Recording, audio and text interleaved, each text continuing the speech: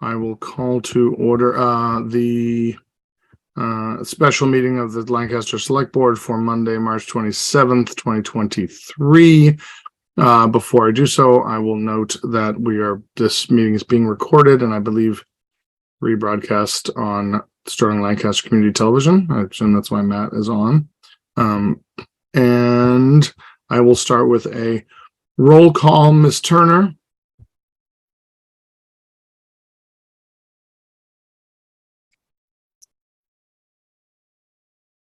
Ms. Turner? Mr. Allison? Aye. Alex, just the unmute button. I know, thank you. Technical issue. I'm here. All right. We are all here, Kate. Thank you. So this meeting is one that can be as long or as short as we'd like. I think we can actually get through this agenda relatively quickly. And it begins with discuss and vote on the FY budget appropriation figure. There's an FY budget, FY24 budget. We're discussing that. We're discussing the ballot question for the override that would need to go on the ballot for May 8th. And then another ballot question, and then we will close, hopefully, with our select board recommendations, the warrant for the annual town meeting, which takes place on Wednesday, May the 3rd. Have I missed anything, Kate? And then we have a policy question we are going to consider in old business. I think you got it. Okay. All right. Agenda item 2, number 1, the we have discussed the FY24 budget appropriation many times, starting back in July, with a very helpful calendar that laid out the dates by which things must be done. I believe we are on time, if not just a scotch late on what we had hoped to do for a recommendation on budget. But given that we have to approve the warrant today, we can discuss, but we can also vote on the final budget appropriation figure. Kate, can you give us the current final numbers, just so we have it? $47,010,937. Thank you. All right. Any discussion on that number or a motion?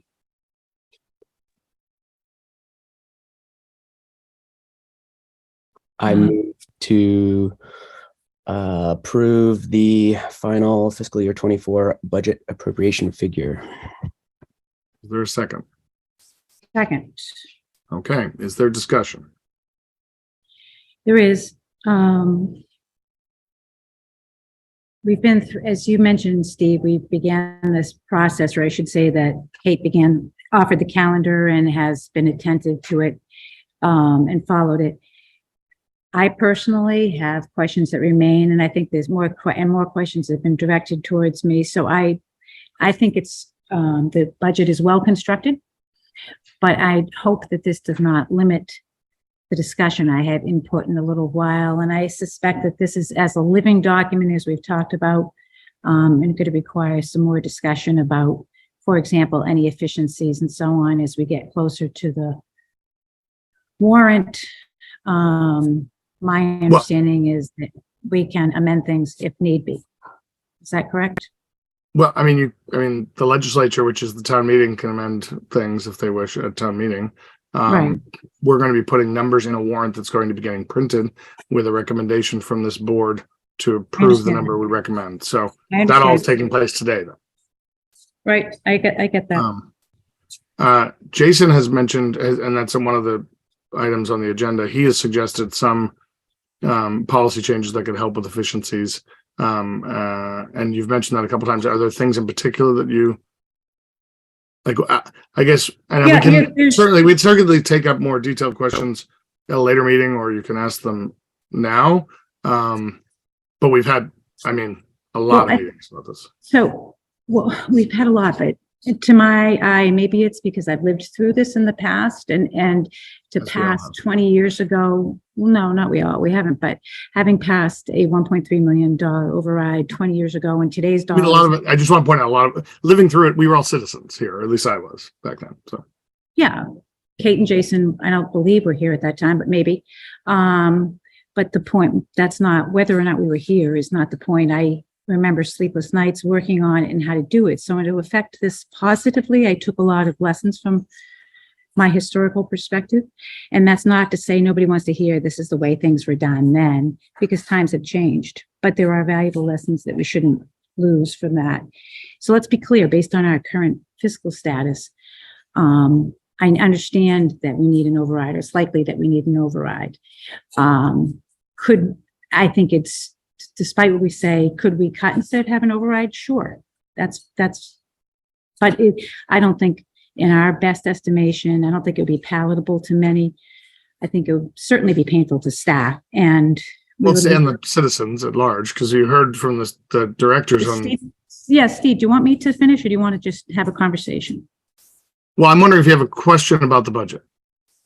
I have something I'd like to say, but why don't you ask that? And No, then go when you're through, I can say it. My question to you is, what are your questions about the budget?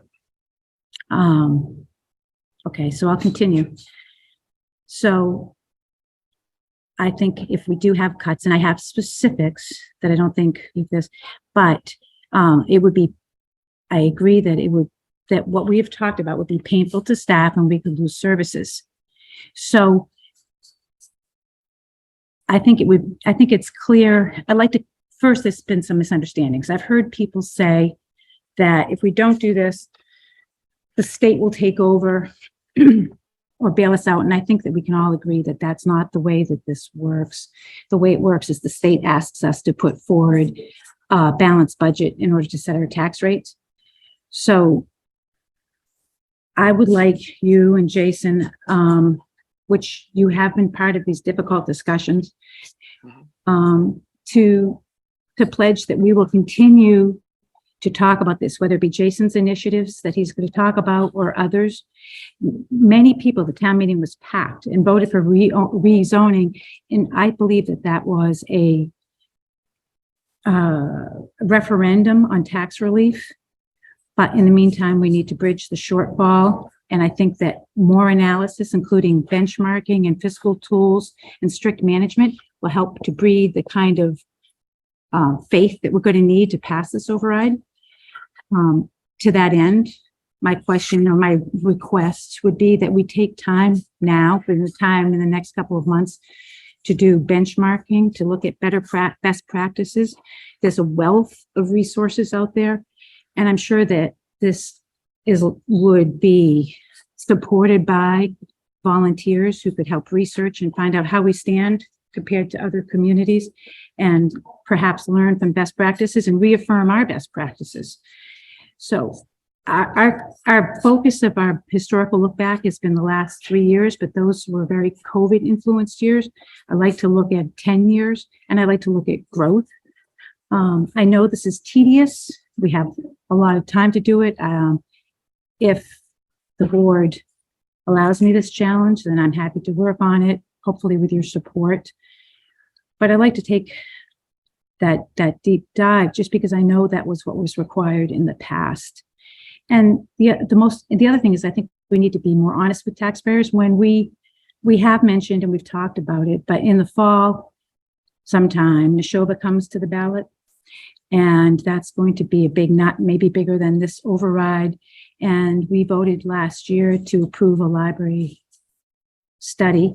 So we can expect that unless we want to waste the money that we put into the library study, that they'll be coming to us with another debt exclusion. So tax bills are going to go up.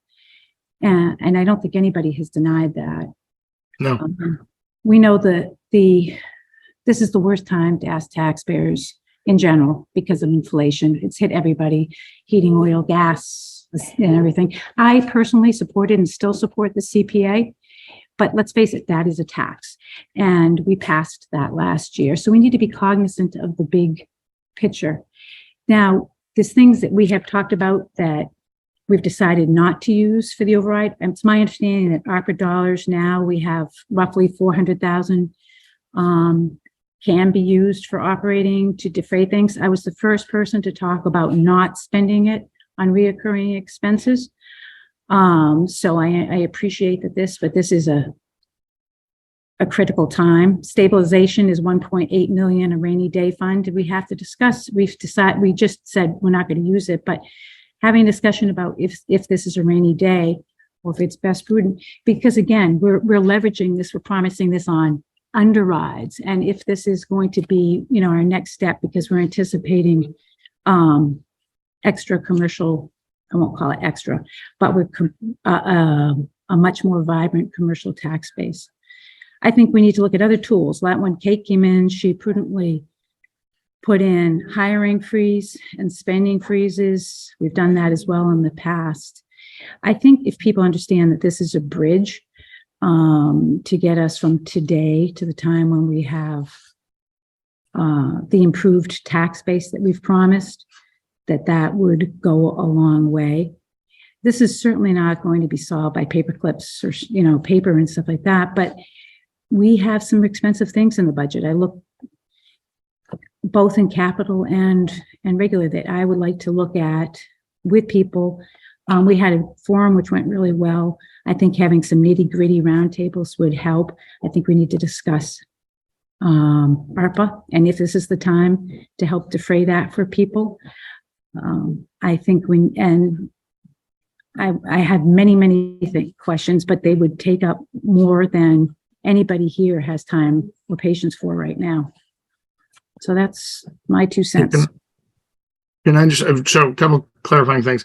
You mentioned capital. This is not, the budget we're talking about is not a capital budget. So we got to be very clear. It's no, I understand. I agree with you. But we told people that we didn't include capital. We didn't spend capital this year. In fact, we have in this year, we have spot and ambulance. We have lots of capital expenses, but we didn't fund them. And we said we didn't fund them with tax dollars. Well, arguably, ARPA is federal tax dollars, but we did fund them. Excuse me. Sorry. You talked for a good 11 minutes. So I just want to make sure I just want to clarify a few things. I know, that's amazing. That was the first point. We're not talking about capital. We're talking about operating. Second, no one's promising underrides. No one's ever said that. Third, you said we should have roundtables to discuss the budget. We have had, since I've been chair, once Kate issued the budget process, the budget has been on the select board's agenda every single time, maybe save for 2 or 3, since we started meeting in August. The finance committee, arguably a roundtable of people who have been elected to deal with our budget, have had meetings every month since then. I asked if you had specific things you wanted to tackle in the budget, and I haven't heard a specific thing you want to tackle other than using ARPA money, which I think we've discussed why that's not a good use of our money in the past, and why using stabilization money for this is not a good use of those resources now. Using stabilization and free cash got us to the position that we're in. And so do you have other specific things in which you want to, hold on, I'm asking her a question, Jason. I'll come to you next. Specific things. Also, before you answer that, I'm concerned with the use of best practices, that we should use best practices and use benchmarking, suggesting perhaps that the town administrator and all the town directors, including the finance director and others, haven't been using best practices and don't know how to do this budget. I'm sure you didn't mean to suggest they weren't using best practices throughout the last 10 months of budget planning. So I'd love you to clarify, A, if there's a specific thing you think we should be cutting, or a specific question about the budget. And if you answer the question whether you meant to suggest that they weren't using best practices in the work that they're doing for the last 10 months. And if you didn't think they were using best practices as a select board member, why haven't you said something for the last 10 months? Those are 3 specific questions. So I heard 2. So I heard the best practices. My first one was, yes, on the best practices. And if not, why haven't you said something, best practices? And I'm sure the first one was a very good question, but I'll come up with it. Well, what are the other 2? Did you mean in your comments to suggest that the town's employees have not been using best practices for the last 10 months? And if so, why in the last 10 months of meetings have you not spoken up and said something about it? That's the one I've heard. Where the other? Please Two. just Those are remind two, me. 1 and 1B. Okay, I Because if the I'm answer to sorry, if the I answer just to the wanted to first give one is him- yes, the answer to the first one is no. I didn't mean to suggest that they weren't using best practices. no. I get the best practices. What are the other two, Steve? The second question is, if you do believe they weren't using best practices, why haven't you said anything until the day we have to approve the budget? Okay. So first, I think that this kind of an approach or dialogue is very divisive, saying, that I'm asking you a question. no, because being able to be critical, particularly self-critical, is a mark of good leadership and management. So I frequently ask myself if I'm doing things the best way. I'd like to say I love myself. I've been working on that, right? But no, obviously my words have been very clear. I don't mince words. In fact, some say I'm too direct. That I've applauded Kate and the staff for the preparation.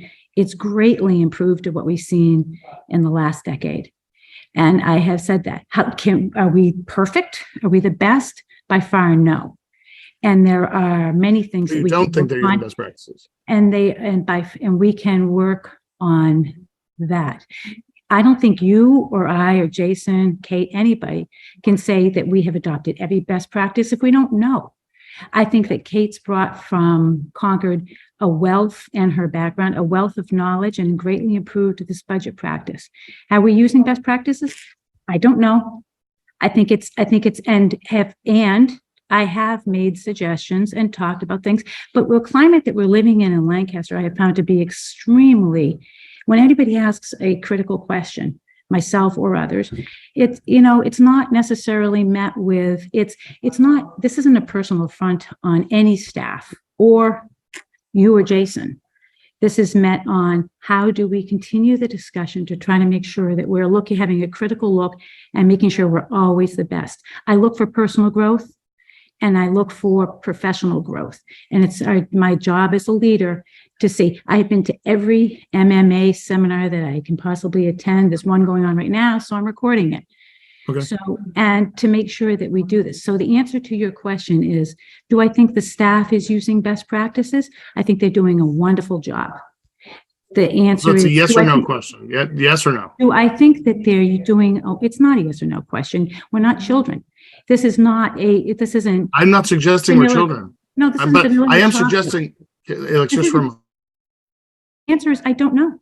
The Okay, answer is, fine. I think we can So always. then I guess We can always look to be better. And do I ask the questions? Yes, that's why I'm asking them here, Steve. Okay, let me ask you one follow-up question. Did you receive the same schedule I got in July, laying out the budget process? Yes. Yes. And contrary Which to meant you. meant we had to make decisions as leaders, as you're often reminding us. As leaders, we have deadlines to make decisions. This And can't we go are. on. We're going to forward the Let me back. just- We're let going me- to forward it. Excuse me. Let me finish my comments. We have deadlines to meet decisions. Today is one of those deadlines. So I think coming on this call after countless budget meetings, including a forum last week, and saying you still have questions, it confuses me, and I wonder what those questions are. And I'm asking you for a I tried to specific. ask them Let me again. I let you speak for 11 minutes. If you have a specific question, I'd like to know what it is about this budget that is before us now. What is your specific question? Steve, I tried to ask 2 meetings ago, for example. But now you've got a ran out of chance. What's time. your specific question? We ran out of time. Okay. You got all the 2 time in the minutes world ago. right now. No, we don't have all the time in the world. I told you that I have another meeting coming into this, and our motion was to approve the warrant. But what's your question? Give me a question right now. My question One was, question. can I have your and Jason's pledge that we will continue to ask the questions and work on this budget and refine it and do the same kind of thing that we did in the past in order to pass the override to answer questions that may be remaining. I have plenty of specific questions, but we don't have 3 or 4 hours to give the time that is due and I've dedicated. had 10 Nor months. do I want to talk put about Kate or Cheryl or anybody else onto the Okay. spot right here. Okay, let me answer your question then. I've never stopped talking about the importance of this budget. I won't stop talking about it even after it's passed or after Thank you. hopefully an override is passed. That's why as chair, I put this budget on the agenda every time we have had a meeting. It just, to me, when we have a deadline to tell the people, this is the budget, not perfect, but the budget that we as your elected leaders stand behind after 10 months of work with our staff and all the teams around us. This is when we have a deadline to say that definitively, we have an obligation to do that one way or the other. You could say you don't agree with the budget, but we have an obligation to say it one way or the other. And now, yes, we do have 6 weeks after today to make the case to people about an override and why it's important. But what I don't want us to do is continue to blow past deadlines, because taxpayers have deadlines in their own house every day, and we have an obligation for them to meet our own deadlines that we set 10 months ago. So Jason, Steve, yes?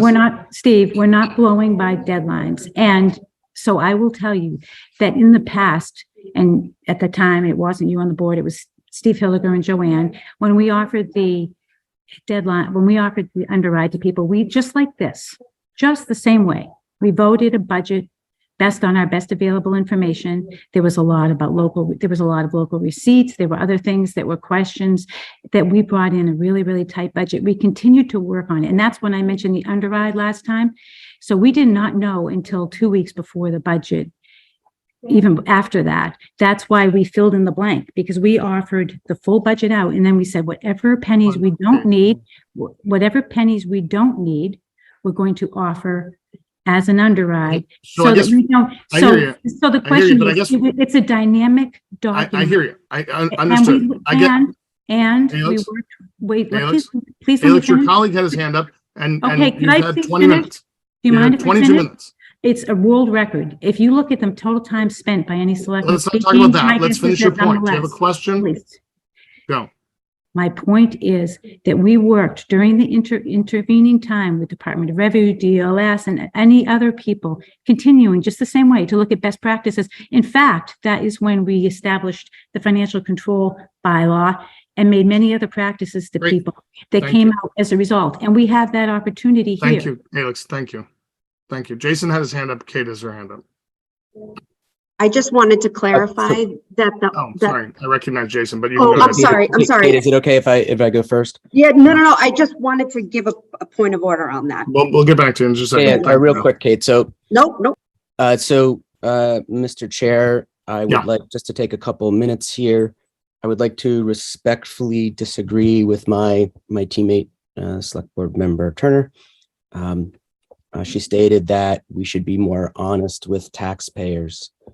I believe that we have been radically transparent with our taxpayers, and I believe that the town, Kate, and staff are using best practices. That's my opinion. I'm also of the opinion that now is not the time to have roundtables. The time for that was months ago when we first started discussing this, and I'm really grateful for what Kate has done for this town and the hard decisions that we've got upcoming. I'd also like to, sorry for getting sap here, express gratitude to you, Chairman Kerrigan, for your commitment to this radical transparency in our town. You've done an amazing job, and I know that we've got challenges forward, but I'm grateful for that. And finally, I think it goes without saying for residents, if you're not aware, Town Administrator Hodges has sacrificed time and energy to get this budget out for the residents, and I wouldn't want that to fall on deaf ears. So I just want to express my gratitude to those individuals and to staff, and just to express my opinion of a difference of opinion with Alex on our Select Board Member Turner on this. Thank you. Okay, thanks, Kate. Thank you, Jason. I can't speak obviously to what was done in the past, but Proposition 2.5, that's a general law, chapter 59, section 21C, and that requires that the ballot amount and the amount of the override be basically provided to the town clerk within 35 days. So now would be the time to set the budget.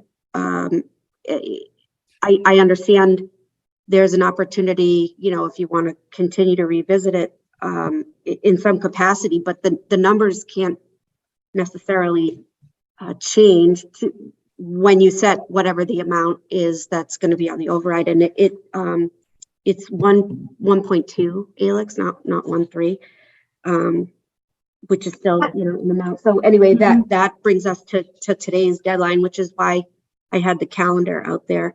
And as far as the budget book, I used the distinguished budget presentation from the Government Finance Officers Association, which is the standard for nationwide for budgets. And we actually completed all the criteria today, and actually the Government Finance Officers Association has a copy of our budget, and they'll be judging it. And it seems like we met everything except for one. So as far as best practices, can it be better? Sure, but it definitely meets the standard for the GFOA. Thank you, Kate.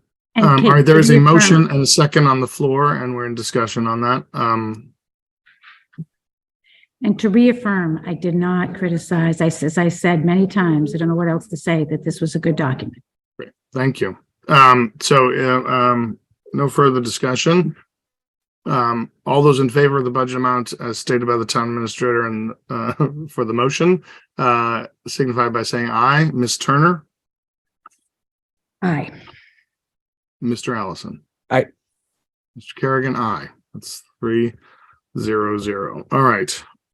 Discuss and vote on the inclusion of a yes, no ballot question for Lancaster's May 8th, 2023 annual town election to read as follows. Shall the town of Lancaster be allowed to assess an additional $1.2 million in real estate and personal property taxes for the purposes of funding the town of Lancaster municipal services, the Neshoba Regional School District assessment, the Minimum Regional Vocational High School assessment, other school-related assessments, and certain state and county assessments for the fiscal year beginning July 1, 2023.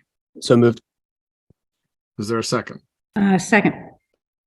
Is there any discussion on the motion? Kate, you're technically, if you have a clarifying point, we can allow it during the I do have a discussion. clarifying point, Mr. Chair. Mr. Allison may want to look at his email because the updated language. Motion, got it. Well, but yeah, so, great, Mr. Allison. I'm sorry. So look at my email for, First, withdraw your motion. I'd like to withdraw a motion made on the floor. Withdrawn.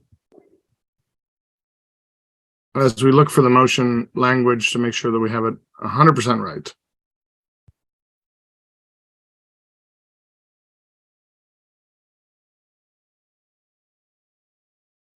I will preview that the next motion we have is regarding a non-binding ranked choice voting ballot relative to individual preferences regarding the timing of Lancaster town meetings. So the idea being it'll be a separate item, non-binding, but it will give us a data point for everybody showing up at town elections to say, I prefer, Wednesdays at 2, and there'll be a bunch of options and folks will be able to do that.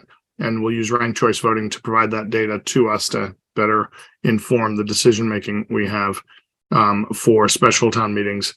And until we change our bylaws, the annual town meeting is supposed to be on the first Monday of May. Again, reminder, we are having our annual town meeting on Wednesday because our good friends at Sterling-Lancaster TV have a pre-scheduled meeting in Sterling that night. So at any rate, now we have this motion, which I'm sure Mr. Allison would like to read.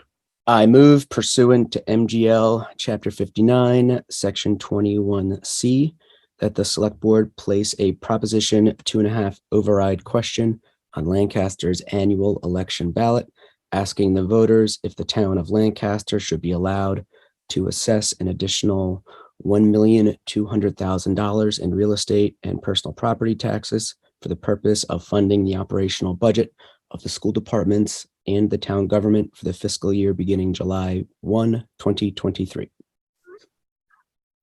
Second. Okay, is there any discussion on the motion? Hearing none.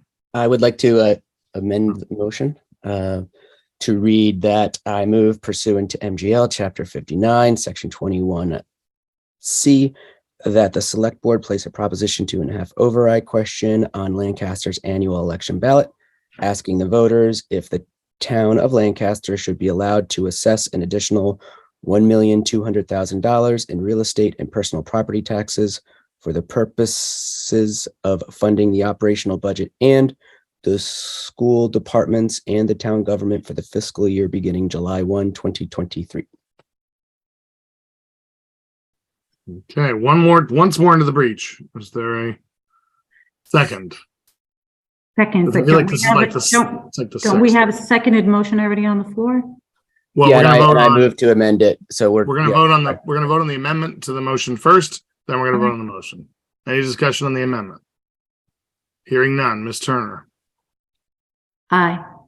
Mr. Allison. Aye. Mr. Kerrigan, aye. So the amended motion is now on the floor. Any discussion on the amended motion?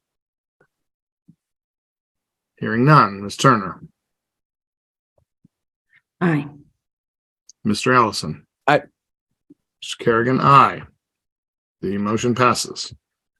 All right. Now we're up to, Steve, this isn't direct discussion relevant to that. But I think it's relevant to the budget and the override as a whole. So would you care to elaborate to people just about, I think people know, but how this works, that it goes through the town meeting, then the ballot? yes, I plan on doing a recap once we're done all the items related to the town meeting warrant. All right. Thank you. All right, discussion and vote, assuming we have the right motion to include a second non-binding ranked choice voting ballot question. That was the brainchild of Mr. Allison initially, so.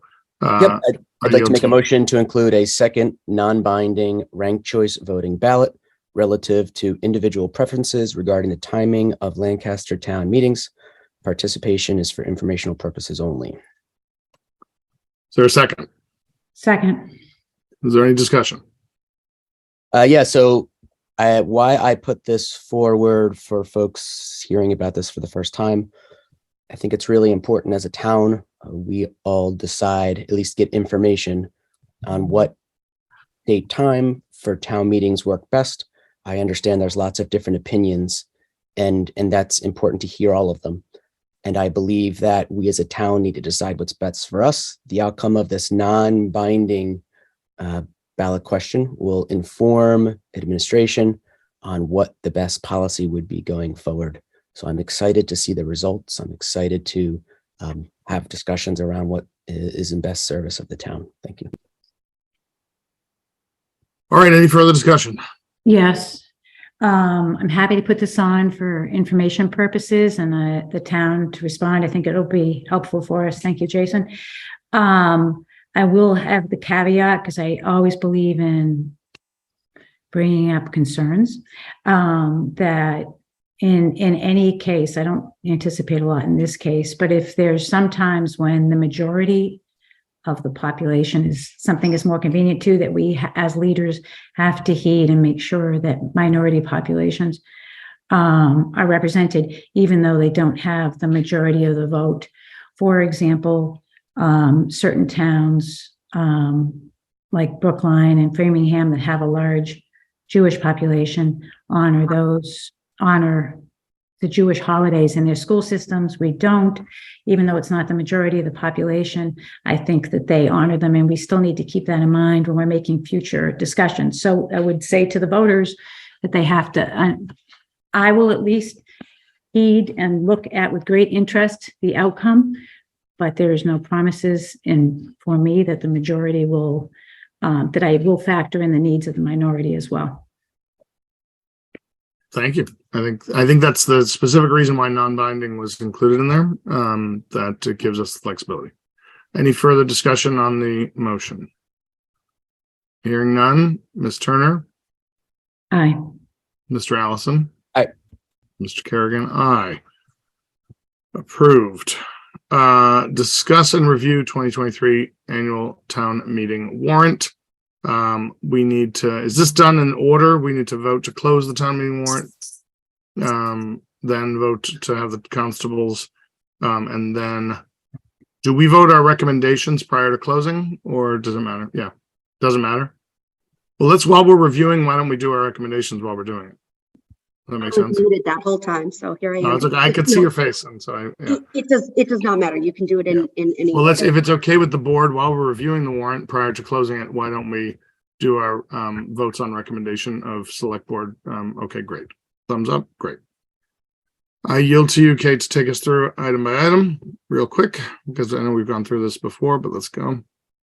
Okay, so we had a couple variations. So this is the motion that you all just voted upon to put on the ballot question. So when printed, this is obviously the cover. There's information in the cover about how to request accommodation. That's the insert. And so We don't do a recommendation on that, right? Technically. Correct. You already did. Yeah, you already did it. We just put the text in there. Yeah. And your first vote was an affirmative. So that would be, you don't have to do that again. So we're on to number 2, which I need to put select board here, just cut off. So this was the regional school district agreement that was provided to the board about a month ago. The chairperson, Leah Viverito, wrote a very informative cover letter detailing any of the changes, and she or one of her colleagues will be available at town meeting for this presentation. Fantastic. Is there a motion to recommend or not recommend affirmative action on Article 2? I move to recommend affirmative action on Article 2. Is there a second? Second. Okay. Any I wish, discussion? yes. When we send this out, I think it would be helpful to show a red line version, or to at least post the previous version and the changes from the previous agreement. So that's exactly what she gave you, Alex, and Yes. she had written to all of you and said that the school department is going to be providing those they're printing copies of them to provide at town meeting. Yeah. They've already committed to that. I understand that. It's just that, as we all know, that people there's a lot to research. So if we could, my question was, could we post that as soon as we get it, as soon as possible? That's it. I was just answering you. It is posted. Yeah, it's already up. Okay. We already have it. Yeah. Okay. All those in favor signify by saying aye. Ms. Turner, Aye. Mr. Allison. Aye. Mr. Kerrigan, aye. Article 3. These are the various revolving accounts. Okay. Is there a motion to approve or recommend affirmative action from the select board? If you could scroll up, Kate. I recommend to approve affirmative action on Article 3, revolving fund account budgets. Second. Any discussion? Hearing none. All those in favor, Ms. Turner, Aye. Mr. Allison. Aye. Mr. Kerrigan, aye. Okay. Article 4, water main replacement. And I'm sorry, I should have asked this question during discussion, but allow me some latitude, please. I'm sorry. Sure, Oh, I no. suppose so. No, it's fine. I was just looking at the town. I understand that. The publications, does that leave the town clerk enough money for I'm assuming that is for census and that kind of thing? It's a revolving fund budget. No, It's what's this in is the the budget. That's not the regular revolving budget. Yeah. I know. Yeah. Sorry, Kate, go ahead. No, that's okay. This is for when we do elder and disabled taxpayer relief notifications. It's paid not through the town, but through their revolving account. All of those other things are included in the town budget. Okay. Yep. Yeah. I was just trying to get what other publications there weren't. Okay. Yep. Article 4 is water main replacement. That's Board of Public Works. Article 5, Renewable Energy Enterprise Fund, Select Board. Is there a motion to? You guys you're not going to make a recommendation on Board of Public Oh, I Works? thought because we weren't sponsored. You don't have to. Oh, no, we can. I mean, we can, certainly. Yeah. Yeah. So I move to recommend affirmative action on Article 4, water main replacement. Is there a second? Second. Any discussion? Yes, all water and actually roads are supposed to come to us for recommendations by our previous bylaw, but in this case, I've seen a sketch of a general overview of what they're going to do. Did I miss in our myriad of paper? Did I miss a more comprehensive plan about what this is?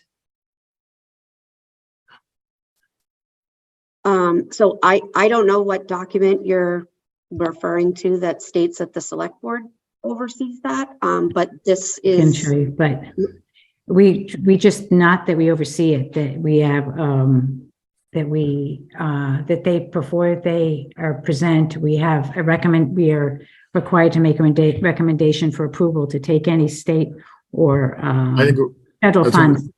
But my question is, even if it was just for them, do we have a document that explains what the department is going to do? Because this is a very hot issue. Everybody wants to know, and they have offered us some plans about what roads they're going to be doing and how they're going to do things. Has that changed? Do we have a final one on this? So real quick clarification. You mentioned that we have a bylaw of we're using federal estate dollars, as you can see in this No, article. I said because we do. That was the intent of it. I'll finish my sentence. Because it says it's raise or appropriate, transfer from available funds, or borrow a sum. Also, the Board of Public Works is separately elected, so you have very valid questions, but we can raise those to them. So my question remains, Kate, did I miss something, or do we have the final report on what they're going to do? no, that's at the Board of Public Works. I do not have that. Okay. Okay, all those in favor? Ms. Turner? I will vote no until, or I'll abstain, I guess, until I see the report. There's no abstention. You can vote yes or no. I'll vote no until I have further information. Okay, Mr. Allison? Aye. Mr. Kerrigan, aye. Select Board vote recommends affirmative. Renewable Energy Enterprise Fund. So this is an annual article. And I thank you to Dick Trussell. I don't know if he's on the call, but he kindly reminded me, because I have not done an annual town meeting here yet, or at least the warrant for one. So it's split on 2 pages. So if you want to let me know when to go off of page 4, I can scroll down so you can see the numbers. I'm perfectly fine moving to page 5. Okay.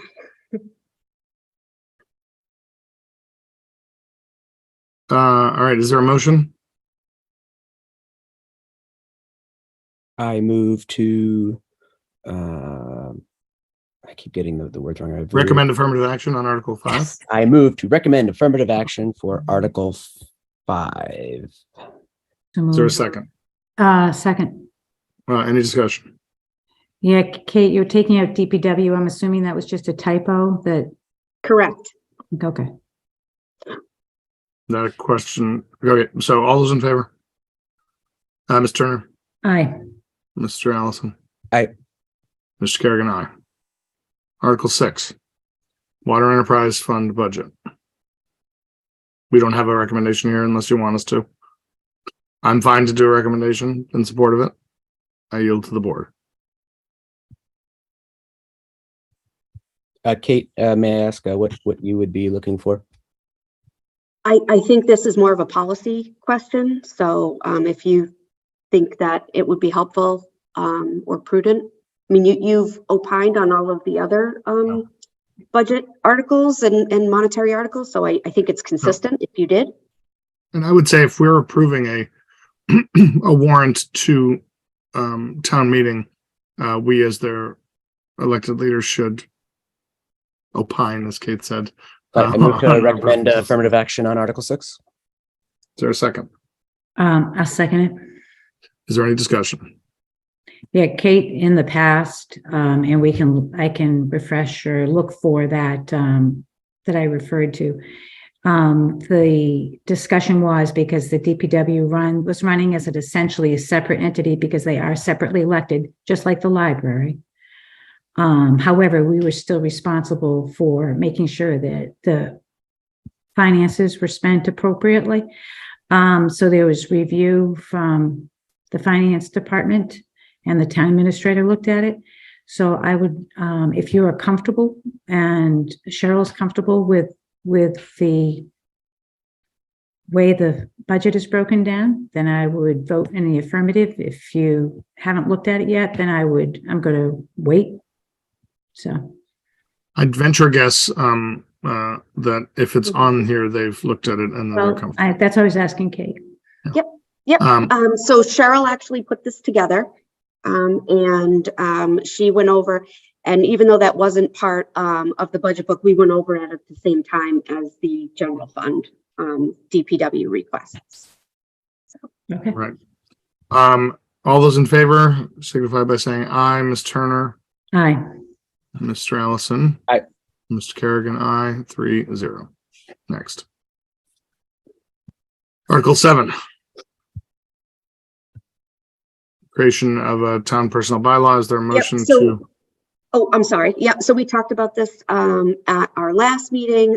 So this is to replace the town code with a personnel bylaw. The town code is not only confusing, it does not have progressive discipline in its best practice, or really in any practice, as it has expiration dates, which are no longer used. So this would be for unclassified or non-union employees, and they would be covered under a personnel policies and procedures, which then would be brought forward to the select board for approval. I gave the select board a draft. It's 20-something pages long, and I think I gave it to you about a month ago, and then I updated a few more things based on some MGL policies that I wanted to put in there. So you've had it for some time. You don't need to approve that at this time. That will probably come at an upcoming meeting. This is the first step, but I just wanted to provide you with what the personnel policies and procedures would look like, because I think the vote on this informs that. I move to recommend affirmative action on the personnel bylaw, article number 7. Is there a second? Second. Is there discussion? Yes, Kate, I have some, and I apologize. I did miss my first meeting in 11 years last Monday. So I listened to the meeting. I have not been able to debate this, so I'd like this to be on another agenda so we could talk about it. So I would normally say abstain. I know Steve prefers I don't do that. Well, you can abstain if you have a legal reason why you would abstain, or you weren't like it's abstaining to vote on minutes and things. But yes, I guess I can abstain for any reason, but I just said prefer. So there are questions, significant questions I have. I would like to sit down with you and talk to you about them, because I'm sure you probably have some really rational thoughts that I am missing about this, and put it on an agenda so we could talk about it more comprehensively. So. Fantastic. Yes, Jason. I just want to thank you, Kate, for putting this together. It feels like 4 or 6 weeks ago, you were open to me when I came and asked questions about this, and I got all those questions resolved in preparation to vote at this meeting. Thank you. All right. Is there any further discussion on the article? All right. Hearing none. All those in favor signify by saying aye. Ms. Turner. Abstain. Okay. Mr. Allison. Aye. Mr. Kerrigan, aye. Article 8. This is an article that comes up every year. It's the classification and compensation plan. This year it is tied to the budget document, and hopefully, should Article 7 pass, we would be revamping the town's compensation plan to include the names of the positions and what grade they go in, because I think that would be helpful, along with how the steps are used, etc. Right now, it's a little bit all over the place. So I had proposed in that document that I sent to you all some ways to do it that I think are a little bit more detailed than this. But just in the interest of time, we didn't have time to do a full class and comp study, because that would be something my office would do. I wouldn't want to hire out for that because it's expensive. So maybe that's an FY24 goal. We can talk about that. But so this is a 2% cost of living increase, and obviously getting rid of the 2 steps that are below the minimum wage. Yeah. Thank you. Is there a motion? I move to recommend affirmative action on the compensation plan which is article I believe 8. 8. So this is a Is question. there a second? Second, I'm sorry. Is there any discussion? Yeah, a question to Kate through the thing. I know Mr. Kerrigan has frequently said that we have looked at the budget since August, which is true. We looked at that schedule. One of the parts that we used to weigh in, and I admit that maybe I missed that, was discussion of whether we were going forward, have COLAs at all, steps at all, or both. I understand how it worked. I've had a lot of people ask me about this process, which is not unique to government, but certainly this is very typical of most towns, is that you have my understanding, what I call a step or a scale, and the COLA. I think it might be helpful if you just explained a little bit that how this works for staff, in this case, steps and COLAs, how they're differentiated. Okay. So a COLA stands for cost of living adjustment, and the cost of living adjustment that was proposed to the board in August, I believe we said was we were initially starting with 2.5%. Right. It became we became acutely aware that was perhaps too high. I've had some meetings since then and kind of came back with a 2.5. I'm sorry, with a 2%. And so essentially what that does is it raises everyone's pay by 2% for those that are at top step. So after you've been here 8 years, if we don't have cost of living increases, you're not afforded a raise. And so the idea would be that we amend the schedule so that effectively everything moves up 2%. And so somebody that was at a step 8 would move up to 2%. If somebody is at a step 1 and they're going to celebrate their anniversary, they then move to step 2, and this will already have in it the 2.5. So it isn't that you get a bump and then another bump. It's an aggregate. So really what we're talking about for COLA is those that are at the top step. So if somebody was hired, Kate, in the, I think some people don't realize that the jobs are rated based on a grid of skills and so on, and the more skill intensive or the greater the requirements, the higher the number on the scale. When you're hired, you're classified, or the job is classified before you're hired, right? The job is classified, not the person. And then Right. My understanding is people are hired not necessarily at the first step, depending on their qualifications, they may be hired somewhere in the scale. Yes. And depending on the job requirement, it's set with a classification for that particular job. And then there's flexibility with the hiring person. But that's all under Kate as the head of HR. That has been the practice. That is what is missing in our personnel code, quite frankly. And what I was proposing is a rate system, and the notion that you could bring somebody in up to the midpoint And then if you're going to hire beyond the midpoint, it would require some type of approval from the select board and or their designee. Because I think that helps to control the spending. So that's all in what I had given you. But what you said, Alex, is what we should be doing. And maybe it's been done in practice, but there's nothing that that codifies that process right now. And Any so further- to clarify for people are either getting a step if they are eligible for it, or a cost of living, but not both. As has ever been thus. That's correct.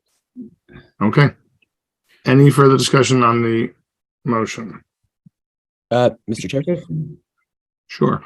Yeah, I would just like to say thank you, Kate. In the past, since I've been on the board, this has been done without as much attention to detail. So I just want to thank you for your attention to detail of this specific article. And I just want to bring the board's attention, this doesn't change the substance, but that's why I highlighted it here. We seem to have many grade 315s and 15s. 216s. I feel that someone might want to be in this 16 and not that. I know. 16. I'd So prefer the better 16. Yeah. I will fix that. Fantastic. All right. Without any further discussion, those in favor, please signify by saying aye. Ms. Turner, Aye. Mr. Allison. Aye. Mr. Kerrigan, aye. So that one passes. I think we can, there we go. Oop. Okay. All right, next one. The Community Preservation Committee recommended budget.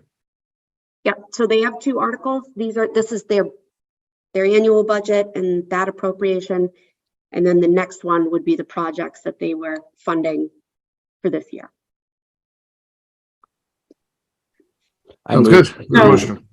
Move to recommend affirmative action on Article, I think it's 9. Is it 9? Can you scroll Yes. forward? Move to recommend affirmative action on Article 9. There's a second. Second. All right. Is there discussion? Yes.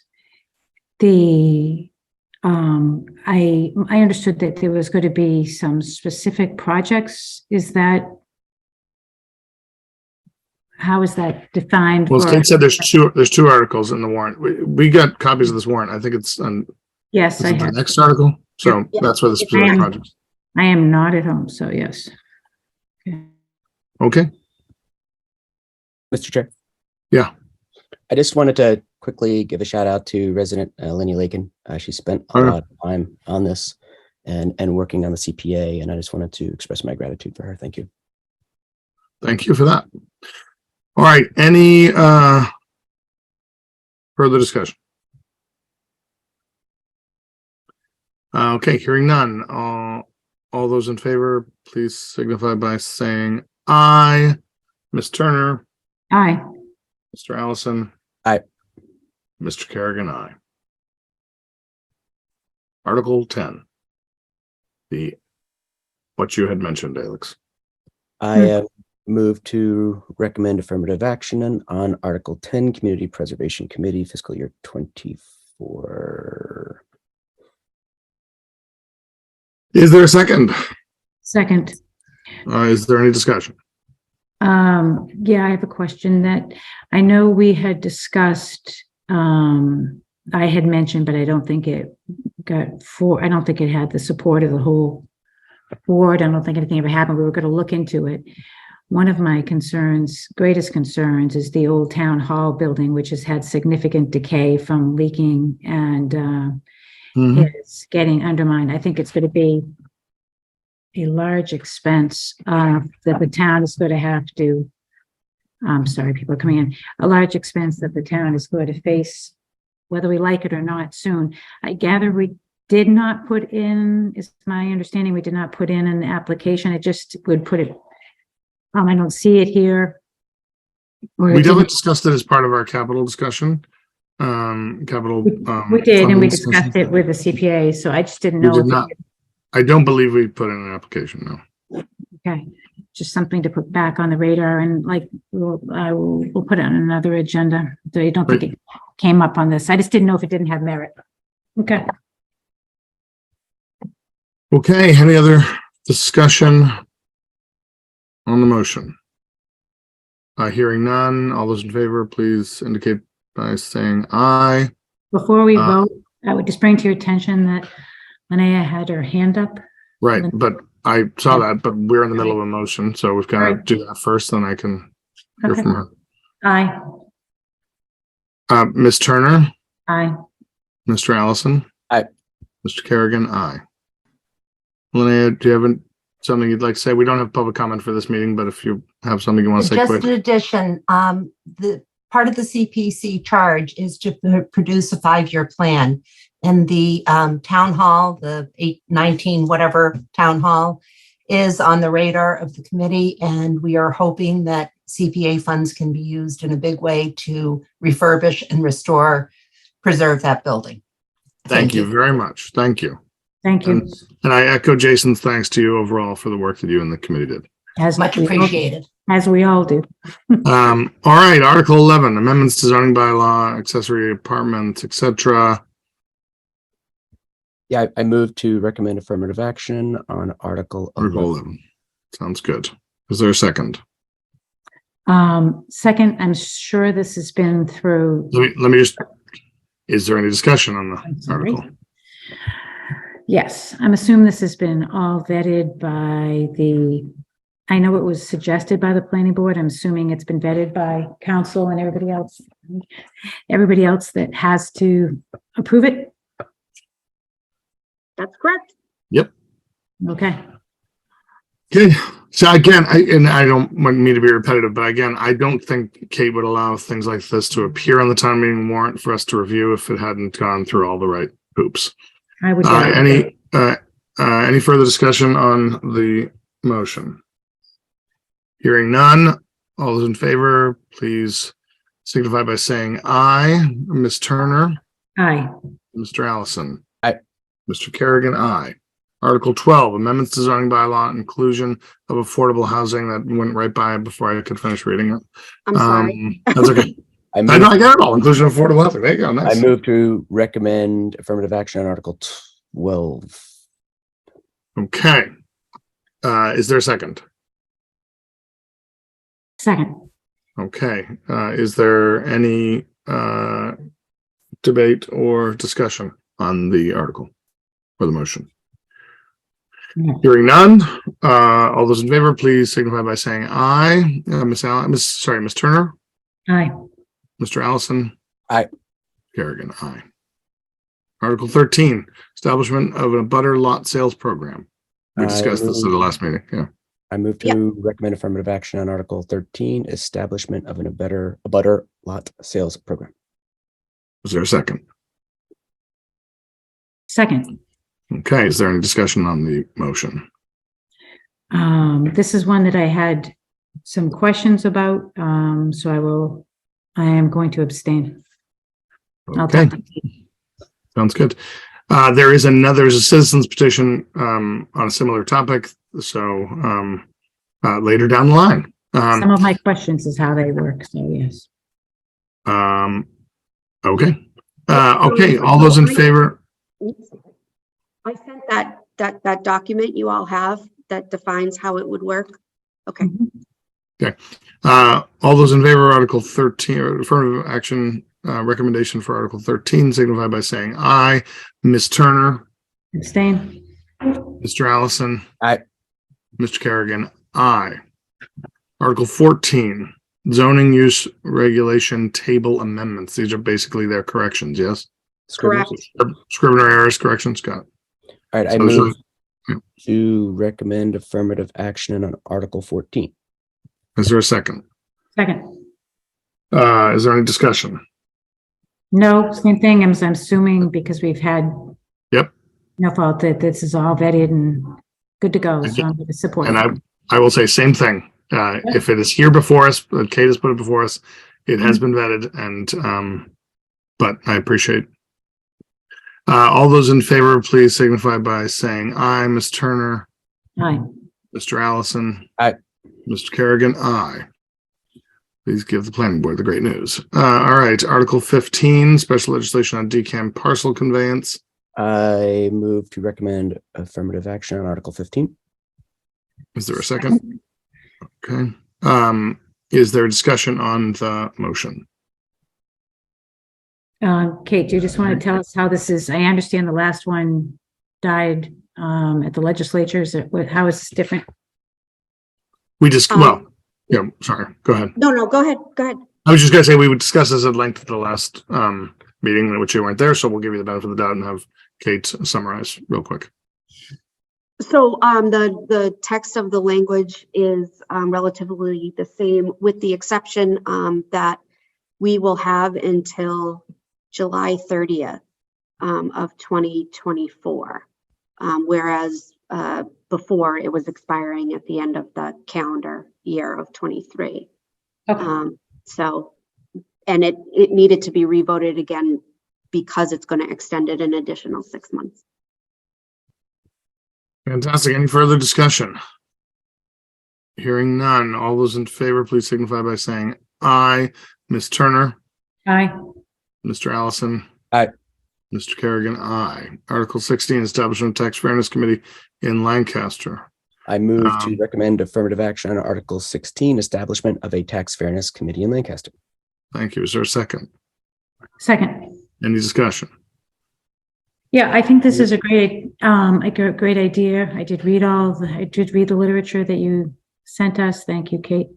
My concern is that this, as a home rule petition, as we know from, well, DCAM that we just discussed, civil service, with which, has taken years and years and many hurdles, is can be bogged down through. Just to clarify, this isn't a home rule petition. This is just, I think we're establishing.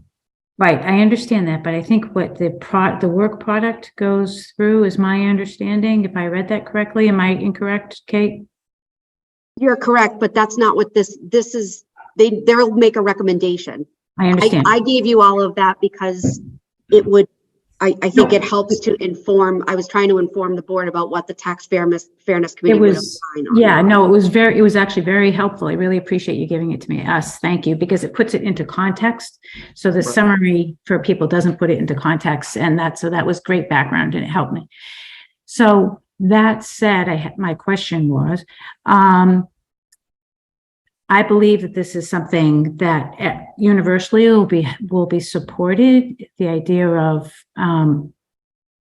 the property tax is fairly regressive. There are some people who just simply can't afford extra taxes, and there's ways to help mitigate that. And they're seniors, and I don't know what is available for people who are not senior, but there are certain, families on fixed incomes or limited incomes. But my concern is that given the nature of this will take whatever the recommendations are, and then the passage that will take years to come up with this. I was hoping that we as a board, because I think we probably all agree, at least I will strongly advocate for tax relief for people who at least afford it. If this is something that, this is a question to Kate, if this is something that has to go to committee, or if we can take this up as a select board and make it a high priority, should we choose to vote that way, to do this ourselves to expedite things. Is there any legal prohibition on us doing this? So just to clarify your question, your suggestion is, rather than having us vote in 5 weeks at the town meeting, you want us to just establish the committee? No, I wanted us as a board, Jason, myself, and you, to take this up if we need help and so on, and make this one of our highest priorities, and propose alternatives rather than something that would slow this process down. And I know that committees do excellent work, but I also understand what home rule legislation and committees have. And we have. So I would say this step is not slowing anything down. This is the the first step in the journey to get us towards some tax relief for folks. And the other steps that come have to happen in order for us to have those tax relief. So I believe this is I think you missed starting it, not Yeah, I think you missed my question. The question was, usually. yeah, my question to Kate was, is there anything legal that prohibits us as a board from taking this up as our highest priority and doing it ourselves just to get it going? I'm sure we will have volunteers. All right. Well, that's Kate. Is there?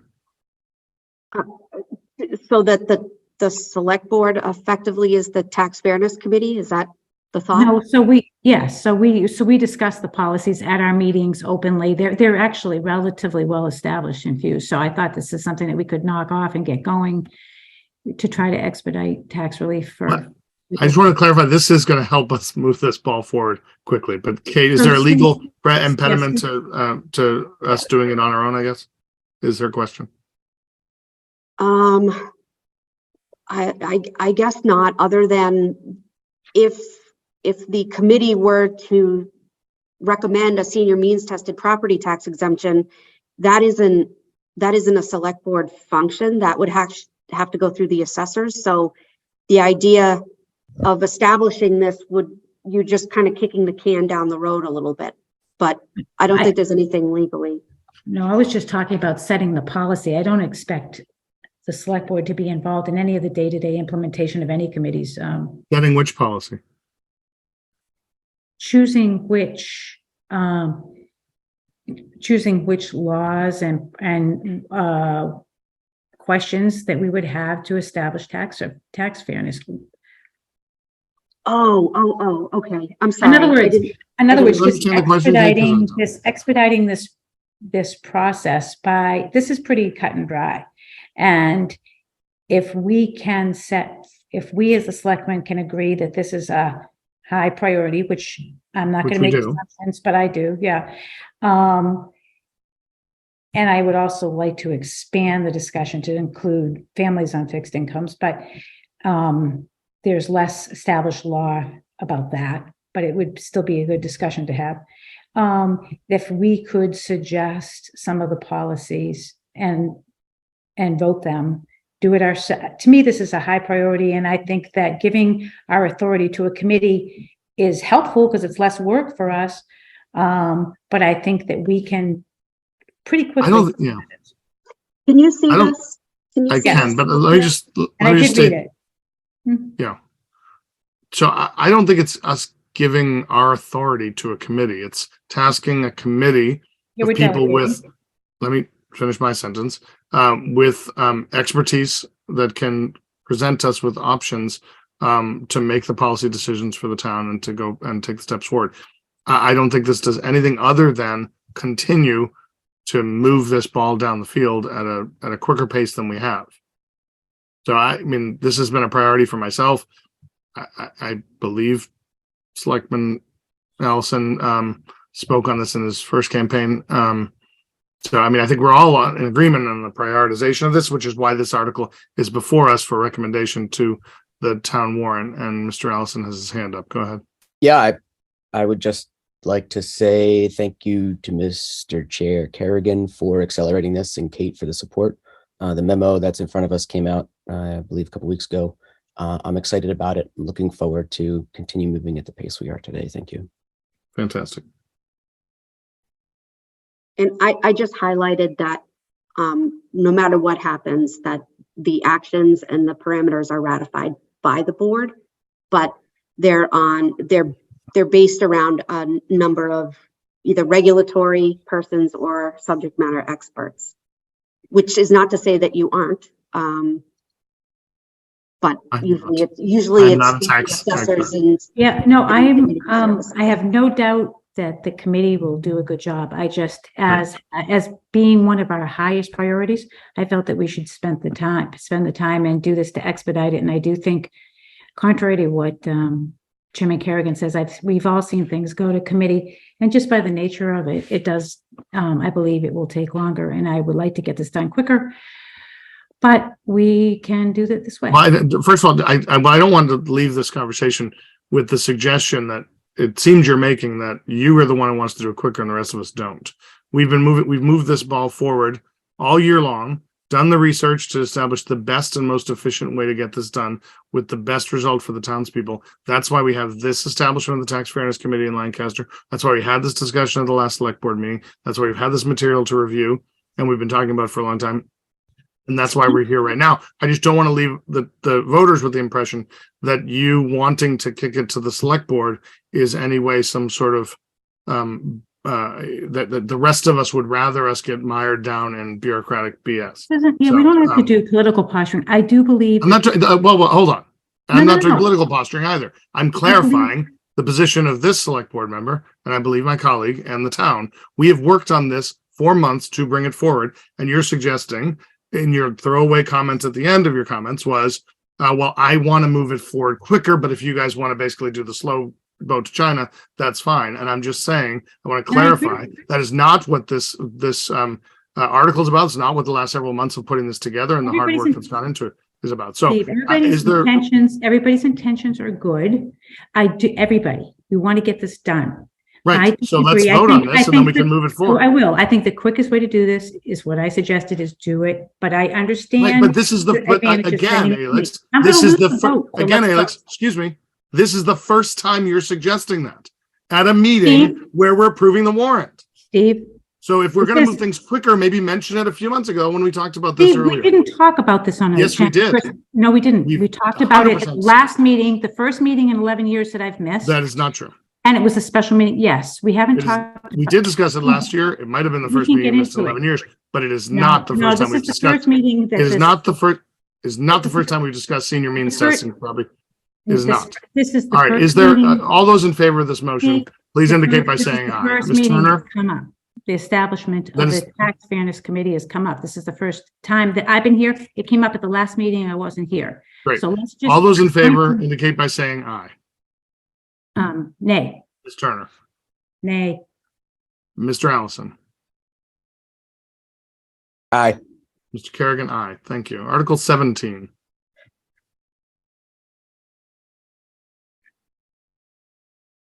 Kate. So my understanding is this is a repeat of an age exemption from that had happened for another firefighter. They have to be specific to the individual. Stephen Hilliger has been a valued member of the call department for many, many years. The chief would like for him to continue. He is in good physical and mental health and able to perform all the essential functions of the job. And he would like this legislation to be passed so that when he turns 65, he's able to continue. Is there a motion? I move to recommend affirmative action on Article 17. Is there a second? I guess we both moved it, so. Oh, sorry. Second. Sorry. Any discussion? Hearing none. All those in favor, please signify by saying aye. Ms. Turner? Aye. Mr. Allison? Aye. Mr. Kerrigan, aye. Article 18. Amend Conservation Commission Article. Yeah, so I received a call from the chair of the Conservation Commission, Tom Christopher, and he and the board and the commission are finding it difficult to reach a 7-member board due to lack of volunteers, and he wants to be able to keep things moving and doing all of the good work that they're doing and meeting deadlines.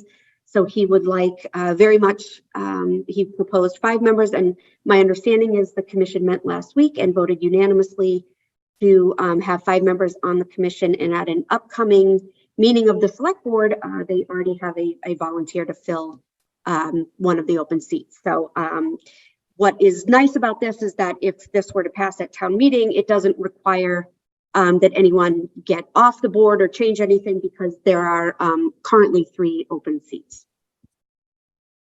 Okay. Is there a motion? I move to recommend affirmative action on Article 18. Second. Any discussion on the motion? Kate, do you have any, Kate, in, procedurally or in general, do you have any concerns about this article? No, I actually think the timing is perfect, and I understand that it's hard to get folks to volunteer. So in the interest of fairness, I will say, Jason, that if it's on the warrant, my guess is she doesn't have a lot of concern about it, or she would have flagged it, but Nope, I just, yeah, thank you. yeah. All right. All those in favor signify by saying aye. Ms. Turner, Hi. Mr. Allison. Aye. Mr. Kerrigan, aye. Article Okay, 19, amendment to Lancaster recall bylaw. So this is the caveat to, I do have concerns, but they're on here because they're citizens petitions. Right. And so one of the things you all will, I guess it's on the budget, is whether the select board will have a policy decision to make recommendations. So I put them here. Should you choose to, you don't have to. That's a policy. So since we are jumping around ever so slightly, we can pause the warrant article review and the closing of the warrant to move to, if the board allows, to our select board policy update question, which is whether or not to vote to adopt a policy related to citizen petitions and whether or not the select board should do an affirmative recommendation or not. As I stated earlier on the other articles that we previously weren't necessarily taking a position, I do believe that our role as leaders have the townsfolk looking to us to see what we would think about particular things, particularly citizens petitions. As we're aware, citizens petitions make their way to an annual town meeting or a special town meeting in a different way than other articles do.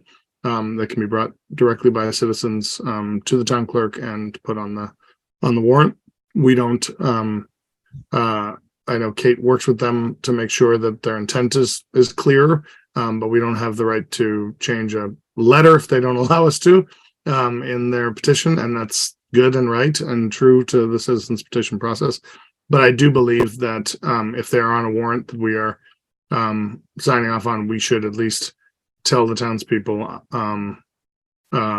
how we feel about the warrant article, and I would be in favor of adopting a policy that would have the select board giving an up or down vote on a recommendation for citizens petitions, just from that perspective of providing that clarity. So I paused the warrant because we're now into citizen petitions for us to discuss whether we would adopt that policy, and then we can go back to the warrant depending on the results of that discussion.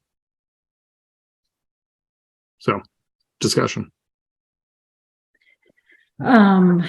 Just so as way of historical perspective, there were many years where we didn't. I think this last town meeting, the rezone citizens petition that came forward, the second town meeting. But that was just to open the meeting. It wasn't then the article was, so I don't think their petition was on the warrant. The article was on the warrant. Oh, no, that was their petition was for us to force us to have the meeting. Unless I'm mistaken that, Kate. No, you're correct. That was a select board article. Yeah. So I was going to say, so we effectively, because we were outside the time and everything, we effectively took a position on that. At least that was I think many people's perception and mine. So if we take a position, and I'm not averse to it because I hear what you're saying about people expecting leadership and hopefully informed review. I think it would be helpful if we take a position that we do so by putting, the same thing that we would do in any other article, legal review, and so on, unless it is something that is so frivolous, like whatever, to rename the days of the week, something that we just wholeheartedly say is frivolous. But so taking a position, I don't think is a bad thing to do. It's purely, as we had said, ceremonial, non-binding, whatever you want, but it's advisory. So if we're going to advise people, I think it's helpful to have, as we used to have in the voter book, or should, some sort of a brief description of why we took that, not rather than just yay or nay, a little more meat to it, since it doesn't go through the hearing process, unless it's a unless it's a planning citizens petition. Jason? Yeah, I'm of the opinion that residents would like to hear our opinions. They elected us to be policymakers in town. So I would be for providing opinions on citizens petition articles, and residents should take that position however they would like. Okay. Sounds like we're in agreement on a board policy to take positions on citizens petitions. I move to, as a matter of board policy, to take positions on citizens petition articles. Second. Any discussion on the motion? I agree with you, Alex, on like being clear on why we might support or not support. So I think that's important. Any further discussion? Otherwise, all those in favor signify by saying aye. Ms. Turner? Aye. Mr. Allison? Aye. Mr. Kerrigan? Aye. All right, now we can go back to the warrant. Back to our future. Article 19. Okay, can you explain the intent of the citizens petition before we get a motion? Well, just in reading it, I haven't talked to the petitioner about it, but I believe that the petitioner would like to amend Lancaster's recall bylaw, which currently states that any member can be recalled for any reason, and strike that and put in the reasons why someone may be recalled. And so this was written this was written by the petitioner. The way that I had it was that I had the old bylaw and what was crossed out and what would replace it, but that didn't exactly match up with what was written. So we just put in exactly what the petitioner said. So what I was hoping to do is to reach out to the petitioner, and when they come to the town to present their article, perhaps we have a slide that shows what the recall provision is now and what's being struck and what's being added. So sort of clarifying that at the Like time. a red line version. Yep. As At the time meeting itself. Yeah. Yep. That makes sense. Okay. Is there a motion? I move to recommend affirmative action on citizens petition number Article 19, I think. Article 19. Citizen for amending Lancaster recall bylaw. Is there a second? Second. Is there discussion? I'm Yeah, so grateful. sorry. I'm grateful, Kate, that they'll bring in that clarifying language and well, hopefully, and then we can have that discussion on the floor. Jason. Yeah, I am in favor of amending the recall bylaw.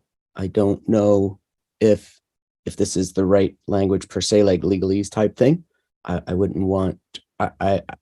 Anyway. So I somewhat deferred to Kate. I don't want to recommend something that's not possible, right? And I know that we're required to have this up there. So in spirit, I am behind this bylaw, and I'm inclined to recommend it as a select board member. Alex, any comments?